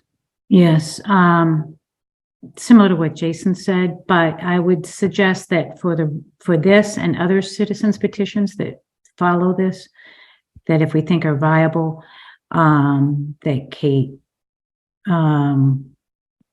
they have to be printed as they were submitted. And if there are minor deficiencies through the eyes of Kate and or council, that we can talk about it, or Kate, you can talk to us about amendments. So I would think that we should probably defer our recommendations until after Kate's had an opportunity to review them with council and the petitioners. It takes at least 10 people to do this. So I guess you'd have to pick who you were speaking to, Kate, but does that make sense? So I did do this particular petition came in on the very last day. And so we've only had it for a week. But the first thing I did was to go over it. Unfortunately, there's nothing in here that it's just section 1. I would have reworded it a little differently because I think that it's a little confusing. And I would have probably entered in like the ethics commission's statutes that are there through MGL. So unfortunately, you have to close the warrant today, and those are not the type of substantial changes that I can make. There was another petitioner that submitted their petition very well in advance, and we had many conversations. This one we lacked the time in only having 5 working days or something. So Kate, if you have suggestions to make and they're agreed upon between yourself, our board, and the petitioner, can they be made on the floor? So that would be up to the moderator, I guess, to determine whether, because you can only make them if they're in the spirit of, or in the frame of the article in his opinion. So I can't say that for sure. I don't know. Okay. But it doesn't sound very substantive. For example, if he just needed to add an MGO or something that we're already referred to, but okay. Yeah, no, that was just an example. Right. I would think if we were going to, if this were a motion that would say to compel the select board to change the recall provision by inserting reasons, blah, blah, blah, blah, blah, I would come back with language that is different than this. I think any language that I would propose would be markedly different than this, although the spirit is the same. Okay. Thank you. All right, we have a motion and a second. Without any further discussion, all those in favor signify by saying aye. Ms. Turner, Aye. Mr. Allison,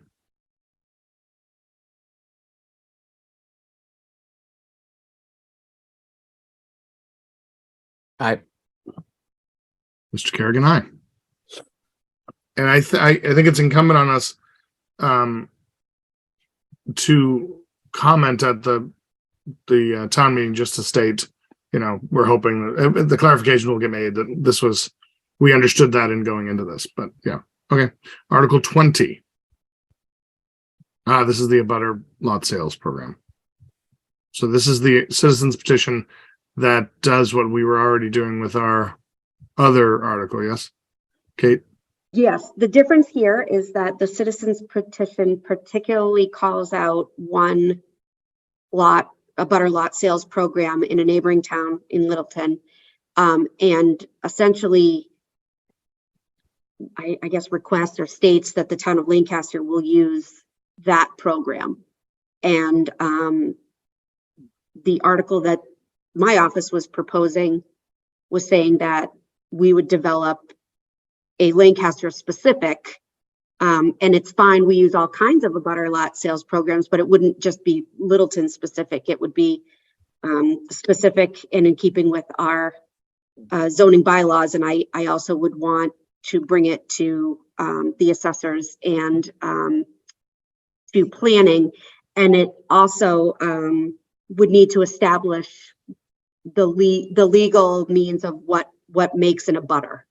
So for example, if we're going to say that you have to have a structure, so you can't just buy a number of vacant lots, for example. So you take a number of vacant lots that are unbuildable, and then you have one big buildable lot. So I think that there needs to be a little bit more done that's Lancaster specific, although I love looking at how other towns do it, but every town is like a snowflake. They're all different. So that would be the difference here, but I think the spirit is similar. The spirit is accomplished with our article earlier in the warrant. Yes, but in speaking with the petitioner, I think that they very much like the language in Littleton's plan and didn't want to just leave that up to decision. Based on the fact that we have our own article and going to do due diligence to figure out Lancaster's plan. I do commend the citizen for putting this forward, but I would make a motion to recommend no action on Article 20. Would be recommend a negative vote. What are our options? So there's recommend affirmative action, then there's no action, and what else? Well, it's yes, Negative no, action. or abstain. So it's Yeah. affirmative, no, or negative. Correct. So no action just means that the essentially the question isn't moved. Not that I see it's what not worthy. So Yeah. I would recommend no, and I'm happy to discuss that. No action. Is there a second?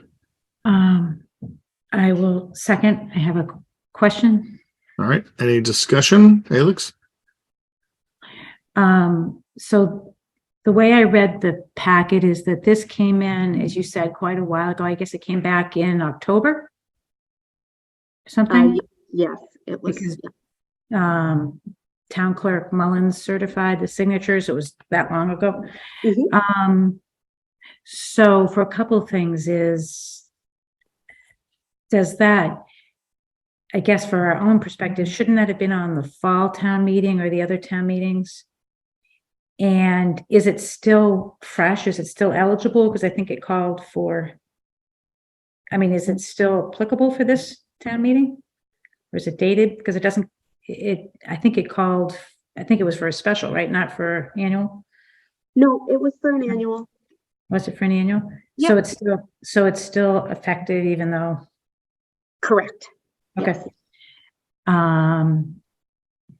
And you've already sat down and tried to work, it sounds like done the due diligence about trying to meld the two programs together, take the best of Littleton's and so on.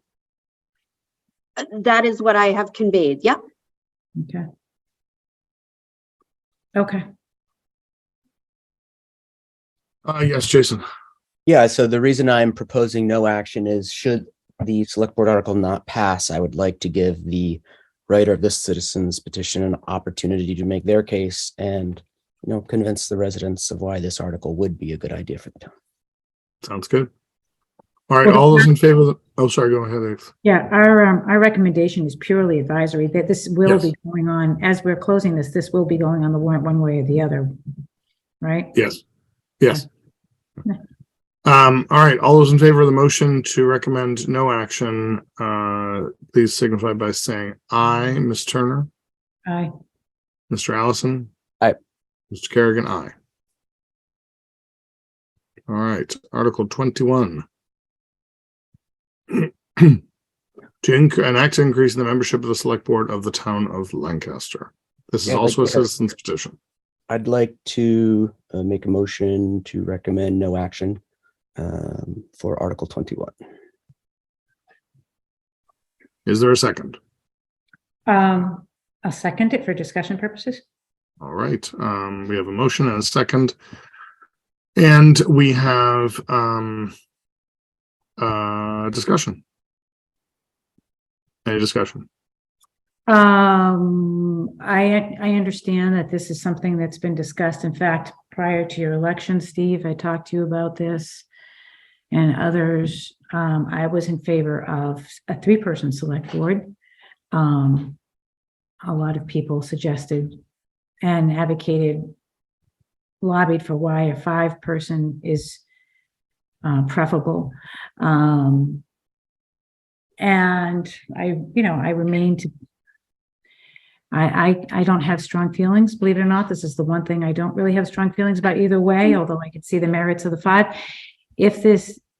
If we don't take action, the reason not to take action here would be if there was something illegal or erroneous about this. I believe has in our review, I gather this based on what I read, this came in quite a while ago.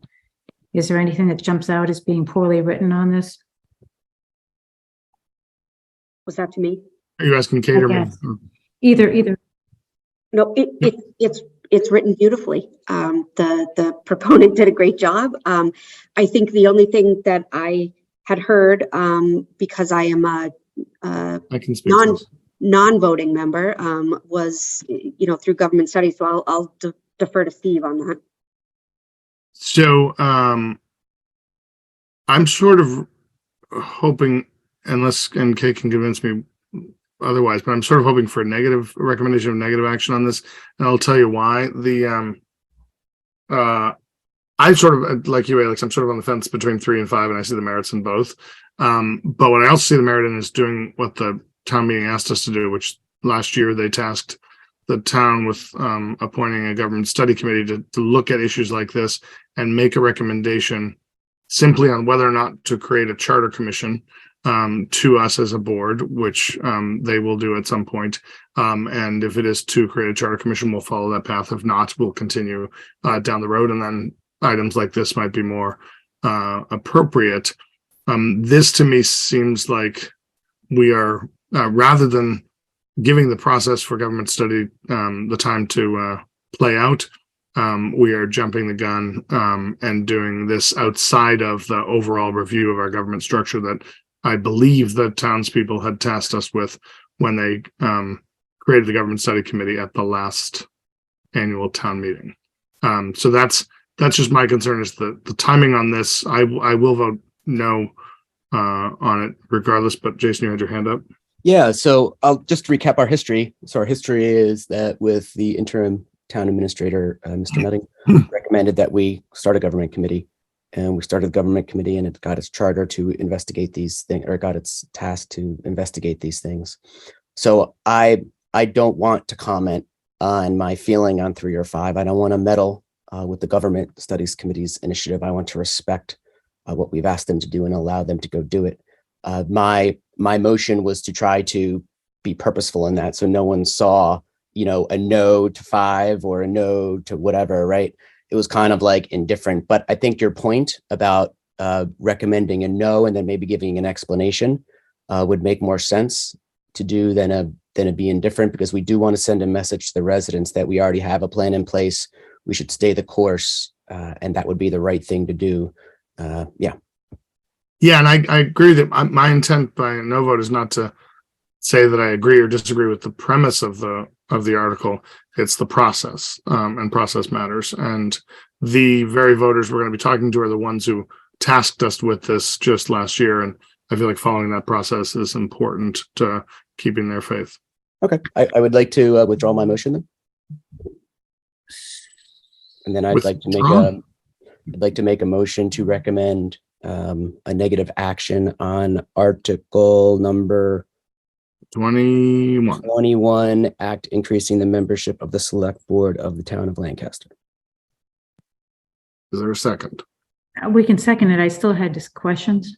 Yeah, we can just keep the conversation going. Yes. Okay, moved and seconded. Alex, hit it. So the government study committee, yes, we worked on with Jeff Nutting, and Kate took it up. An early meeting, actually, Kate talked about it, and we established, I think might have been your first meeting, Steve, or an early one, that we talked about establishing it. We have, and I think put together a good group of people who are working on this.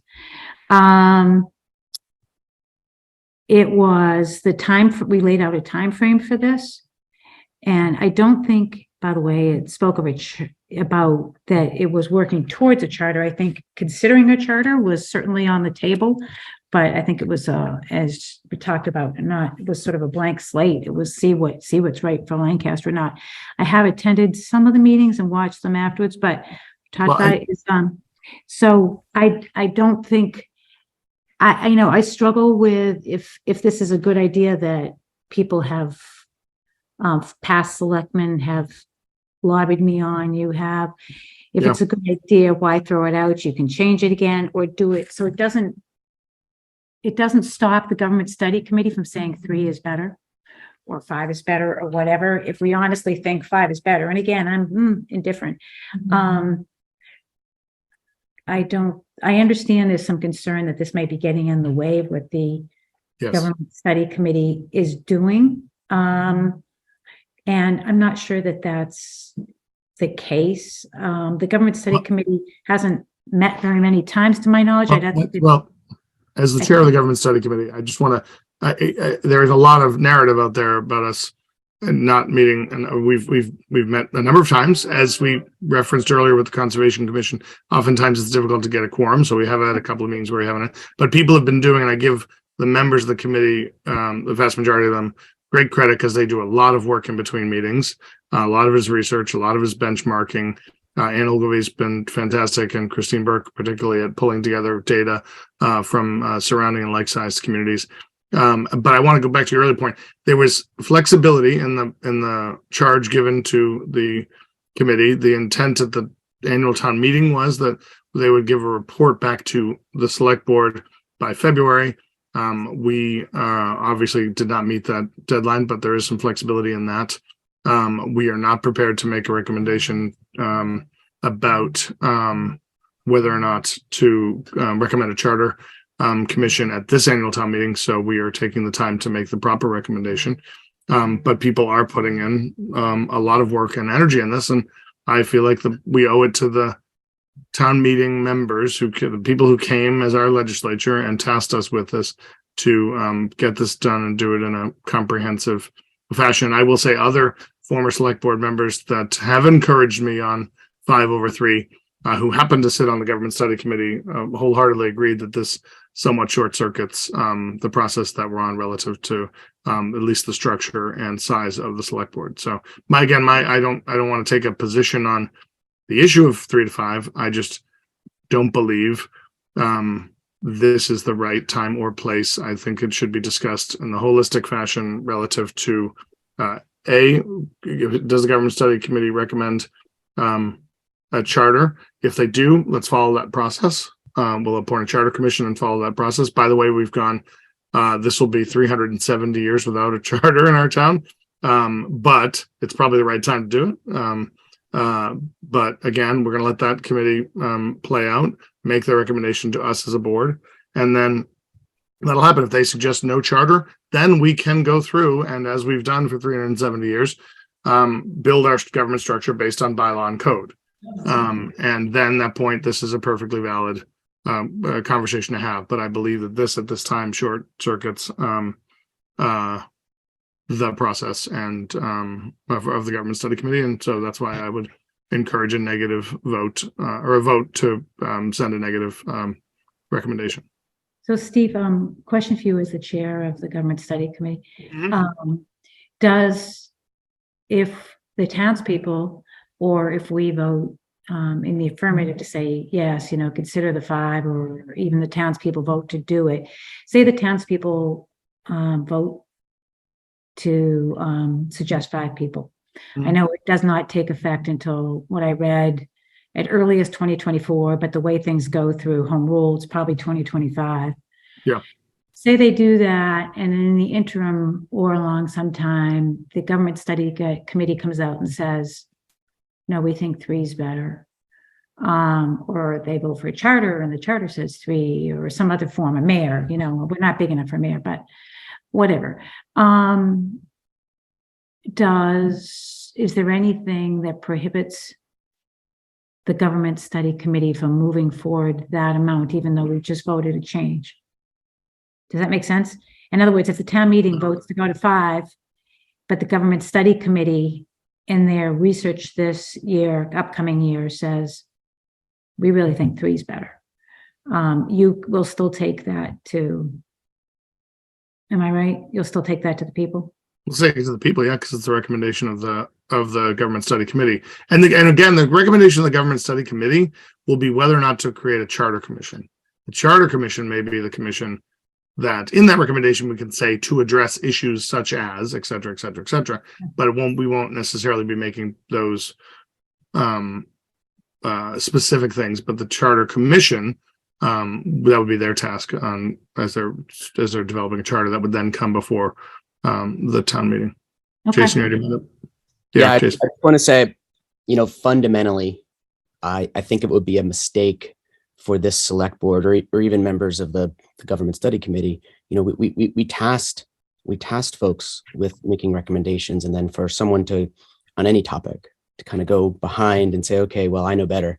And that's why I'm thinking that this board should not take that action. Just as fundamentally, if we're asking somebody to do a job, right? Don't then start meddling with that job when you task that out. That would be my general opinion on this. Thank you. Okay, thank you. Any further discussion? Hearing none, there's a motion to recommend negative action on Article 21, citizens petition. All those in favor signify by saying aye. Ms. Turner? Really conflicted on this one, but just because I think the government study, I don't think it prohibits the government study from continuing their work towards whatever, but I guess I will say aye if people are more comfortable with that. I vote aye. Your vote? Okay, Ms. Okay. You saved me calling out your name, and I vote aye as well. So 3-0-0. Kate, what's next? Where's our agenda? Okay. Now we vote to close the annual town meeting warrant. Yes, Kate? Yes. Is there a motion? So moved. Is there a second? Second. All those in favor, please signify. Oh, any discussion? All those in favor signify by saying aye. Ms. Turner? Aye. Mr. Allison? Aye. Mr. Kerrigan? Aye. Next, we have a vote to authorize the town constable to post the annual town meeting warrant consistent with Town Code of Massachusetts General Law. So moved. Second. Is there any discussion? Hearing none. All those in favor signify by saying aye. Ms. Turner? Aye. Mr. Allison? Aye. Mr. Kerrigan? Aye. There's one item left under old business. Mr. Allison, I believe it was sponsored by you. Would you mind terribly if we tabled that to another meeting? And since the half-hour meeting I promised everybody an hour and 51 minutes ago has gone an hour and 51 minutes, I would have lost that bet in Vegas a million times. No problem. Okay. All right. So let's move to table that. Are you Motion to table. entertaining a motion to adjourn? Motion to table, because then I want to go Motion through to some table. schedule So stuff. moved. Thank you. Second. Second. All those in favor? Aye, aye, aye. Great. So we table that item. Just to review, we have a couple things. What we have just approved is the town meeting warrant. In that is the budget that we had sent. And this is my clarification point, Alex, that I had promised you earlier. What happens is, if the budget is passed at annual town meeting on Wednesday, May 3rd, there already will be a question that you've just seen us vote to put on the ballot on May 8th for the town elections. And that would be an up or down vote on an override, which would help fund that budget that hopefully will pass on May the 3rd. And Steve, So one more quick point. That being said, we do want to do a warrant review, which I feel like just done in great detail for folks, which is wonderful. But just as we've taken up as a practice now, we want to do a warrant review meeting. We know the finance committee is meeting on the 25th of April. Yes, Kate? And I believe we were hoping 24th. They're meeting the 24th. 24th, they're meeting. Okay.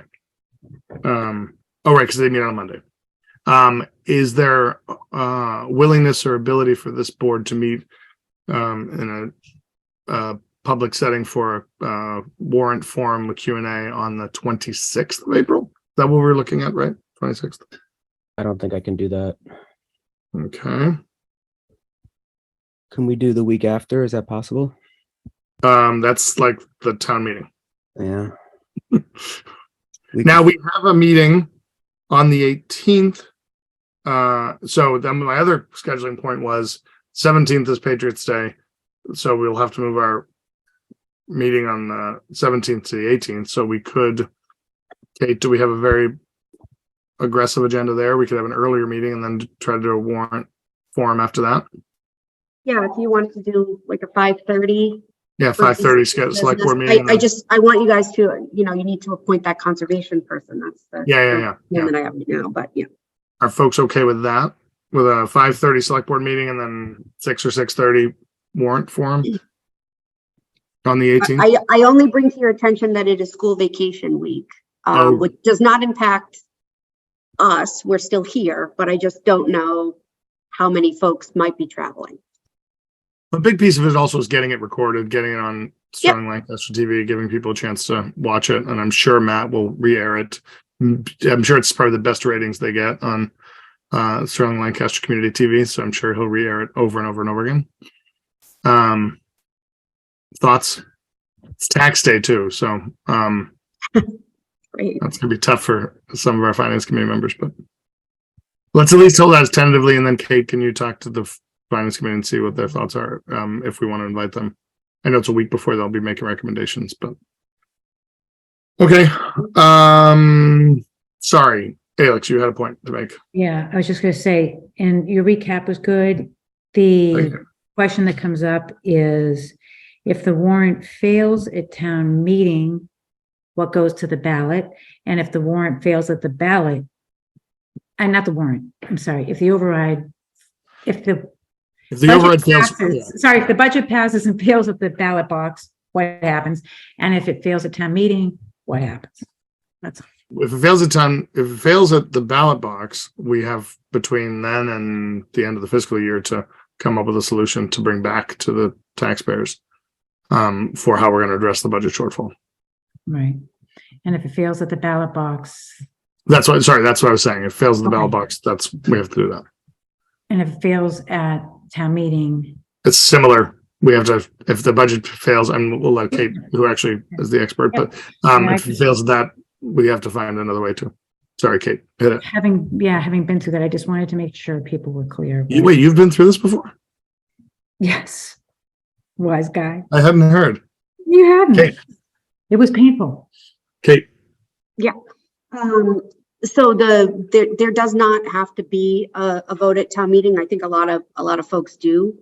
But the MGL on it is that proposition 2.5 questions are placed on an election ballot by a vote of the local appropriating body, which is defined by the towns as the select board and not the town meeting. So what you all did today puts the question on the ballot, and that question remains on the ballot regardless of the town meeting action. So I think that it would be worthwhile to have a conversation about the budget here, questions, but it would be up to the moderator whether he wants to file a formal vote or not. So, and then the question of if it doesn't pass, we're required to have a balanced budget by July 1st. So we would be looking at coming back and amending the budget again. Again, it's a $1.1 million in cuts. That's a conversation that we'll have to have with the school. More than that, I can't say, but we'll have to have another town meeting to approve a budget. Right. So yeah, that's rhetorical, just so people sort of understood how it worked. Steve, before we leave the meeting, I just wanted to make a couple quick announcements whenever works for you. Are they under the new business category? Sure. Yeah. Well, we're ready to leave, so. Okay. As we all see, spring is sprung, and we talked about elections and ballots. Candidates night is April 11th, I believe. I should double check that. Let's make sure we get that date accurate. Yeah, Kate, we reserved, the National Way room is reserved. Yep, it's April 11th. In the Nashaway room, and people are invited to send their questions to Jan Gottesman. It's on the Land Trust website, or you'll see it posted around. She will be moderating it on behalf of the item, and it'll be broadcast by SLC TV. Okay, And the other thing is also sponsored by the Land Trust is cleanup days. So soon you'll see those yellow bags all over the side of the road. We're going to start it earlier. It's officially covers Earth Day, so the 15th to the 29th. But if you need to get bags earlier, the Boy Scouts are giving, or they'll be given out at the first church as early as the 2nd, and bags will be available at the library, and there'll be all kinds of ways to organize and figure out what roads to do. But everybody's work, picking up trash. As I drive around, I see plenty of trash on our roads, and people do a tremendous job in making Lancaster more beautiful. So hope everybody grabs a bag. Great. Thank you very much. Anything else, Kate, that we have to consider? Is there a motion to adjourn? So moved. Second? Yeah. All those in favor? Aye. Aye. Thank you. Okay, thanks, everybody. We're adjourned.